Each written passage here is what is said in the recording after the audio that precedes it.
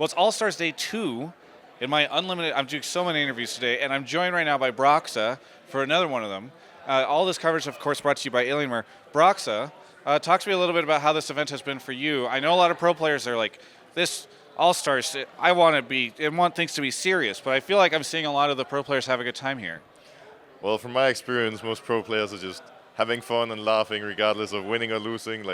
I just played tandem mode, and it was a close game. We lost in the end, but everyone was like dying, laughing, having so much fun, even after losing. And I feel like that's the whole vibe. Like everyone's just happy, having fun, and it's nice to get to talk to some of the other pro players as well. It's just really cool. Who have you talked to so far? I've talked to a lot of different people. I've talked to Diamond, a bit to Licorice, Gripex, Wicked, a lot of different names. Has tandem been the thing that you've enjoyed the most? I'm not sure actually. I think Earth was really cool as well yesterday. Earth was really nice, but at the same time, the teams were a bit unbalanced. So I would probably say tandem was the coolest. It was really hard and really exciting to play. Well, is this your first time in Vegas? Yes, this is only my second time in the United States and first time here. How old are you again? 21. Okay, nice, perfect. Have you been able to enjoy Vegas? Like, have you been able to gamble or like drink at least, go out and have a good time? Yeah, I haven't been partying. I've been a bit at the casino. It's kind of hard to avoid because in our hotel, you walk through the casino all the time, so it's easy to get baited.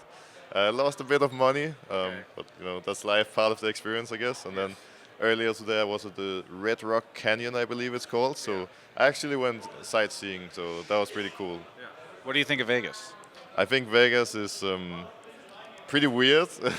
Like everything is so expensive and luxurious and fancy, and with all the casinos and all that as well. And I think it's a cool place to be for like 4 or 5 days. But if I were to stay here for like 2 weeks, I think I would get kind of bored really fast.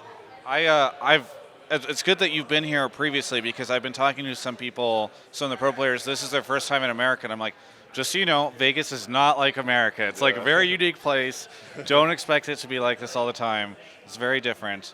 How has the off-season been treating you? What have you been up to? I think the off-season has actually been pretty chill for me because I signed with Fnatic already before Worlds, so I was just kind of chilling around, kind of helping Fnatic, so figure out what to do for next year. But yeah, I've just been relaxing at home, spending some time with my close ones, and it's been really nice. There's got to have been a point during the off season when you got a call or a text message or an email that was like, hey, there's an update on the roster side. I don't know if you want to talk about that moment or what that's been like. You said it's been not stressful, nice and calm and relaxing. I feel like that moment might have been a little bit different. Well, overall, it was pretty nice, but obviously there were a few days, like when I found out that Caps was considering to go to G2, it was some rough days, I would call it. And we were like thinking of all sort of solutions, and I think we did find a good one. I ended up being told randomly out of nowhere, like, please go try out this guy in Nemesis. He's supposed to be really good. And then played some duos with him, and yeah, I think he's going to be a really good fit for our team. Yeah, I saw the Fnatic video where it's like sort of the history, the pedigree of all the Fnatic mid laners, and you're kind of showing it in Nemesis. A lot of big shoulders that he's going to have to stand on. I don't know if that's the analogy, but is there going to be, I'm sure you're getting this question a lot, is there going to be like a rivalry there? Is Caps dead to you? You're like, you see him here, you spit in his face or whatever? No, like me and Caps are still having a good time together here in Vegas, been talking to him a lot. And obviously, like we already had a big rivalry against G2, and now I just can't see us losing to G2 anymore. Like we straight up have to win, and I hope Nemesis is going to smash Caps when we win every game. Yeah. He's kind of the perfect name to bring to the roster. It's like we got a guy named Nemesis now. It's like that's a perfect opportunity. What else is going on for you? Are you enjoying the preseason changes at all, or are they weird and wacky? I don't know. How you feel? I actually don't think the preseason changes are that bad, at least compared to last year's. I think the last few years, every time preseason hits, I think W just won. That's nice. He did win. This keeps happening in my interviews. I just look over and he wins. So. But yeah. I don't feel like the changes are that big this season. So yeah, I feel like the game is almost the same. Dark Harvest was pretty broken for a while. Now it's more down-tuned. So I'm pretty happy with the game overall. Now, what do you? Yeah, are you excited for next year to start? Because there's all these different teams and brands and lineups and rosters. Yeah, I think it's going to be really cool. I'm not sure exactly how different it's going to be, so it's going to be, well, it's just going to be exciting to be part of, right? And see how the brand change and the long-term partnerships and everything changes the league. And yeah, I'm just excited to see what happens. It's kind of hard to figure out from here, I feel like. It's been a tough year for North America. Normally, the off season hits, we take all our money, we go to Europe, and we say who wants to come over. I don't. Maybe you've gotten those calls before. I don't know, but and now that you guys have franchising, and it feels like there's a lot less of that now. In fact, you guys are getting back some of the players and taking some Korean players for yourself as well. So it's kind of an interesting time. It must feel pretty good to be in LEC.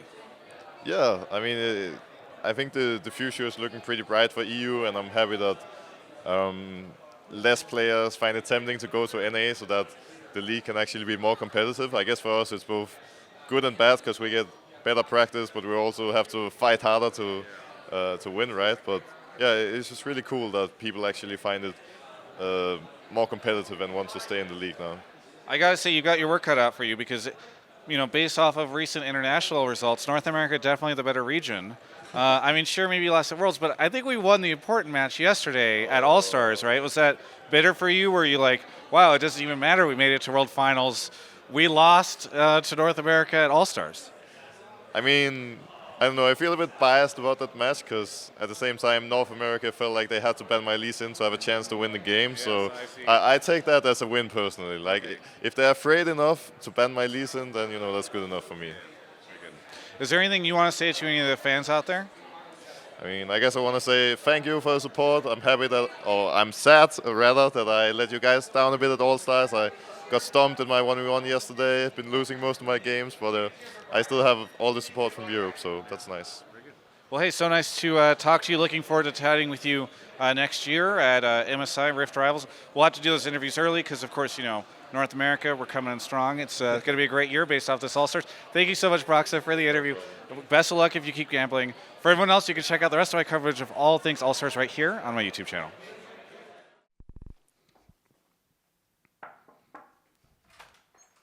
Oh, hello. Welcome to the outro to this interview, taking place in Mark Z's suite.